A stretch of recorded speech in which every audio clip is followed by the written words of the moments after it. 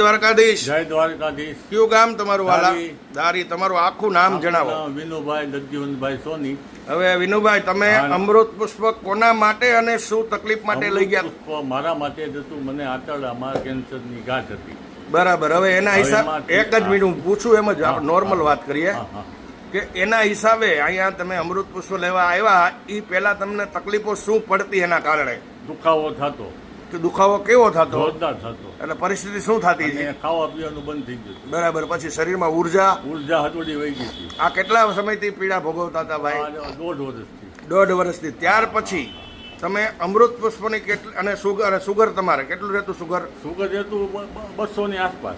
બરાબર. અત્યારે 100 આસપાસ ગયું. એટલે ત્યાર પછી આપણે પહેલા તો અમૃત પુષ્પની કેટલી બોટલનો પ્રયોગ કર્યો ભાઈ? એક જ બોટલ. એક બોટલનો પ્રયોગ કર્યા પછી સાંભળો, હું પૂછું, તમે ઉતાવળા થાવમાં, તમને જે કેન્સરની ગાંઠને હિસાબે આંતરમાં જે પેડુમાં દુખાવો થતો હતો, એમાં એક બોટલના પ્રયોગ પછી ફેરફાર શું થયો? ઘણો ફેરફાર. ફેરફારમાં શું? અત્યારે દુખાવો બંધ થઈ ગયો, બેહાતું નિરાતે, અને ઉર્જા આવી ગઈ.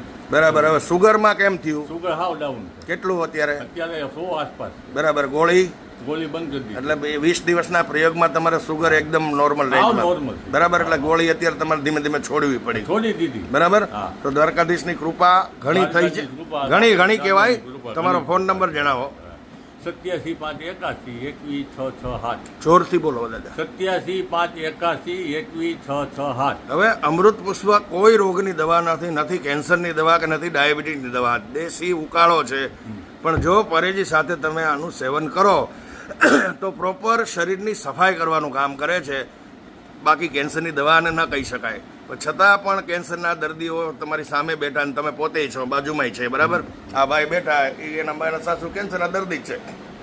છતાંય આ બધી બીમારીની અંદર અમૃત પુષ્પ પરેજી રાખો તો કામ કરે ને. શરીરની સફાઈ કરવાનું વિજ્ઞાન છે ભગવાન. હવે તમારો નંબર તમે જણાવ્યો. આવી તકલીફવાળા કોઈ લોકો તમારી આગળ ફોનથી માહિતી માગે તો પ્રેમથી જાણકારી આપજો. જય દ્વારકાધીશ. જય દ્વારકાધીશ. જય દ્વારકાધીશ. જય ગુરુ મહારાજ.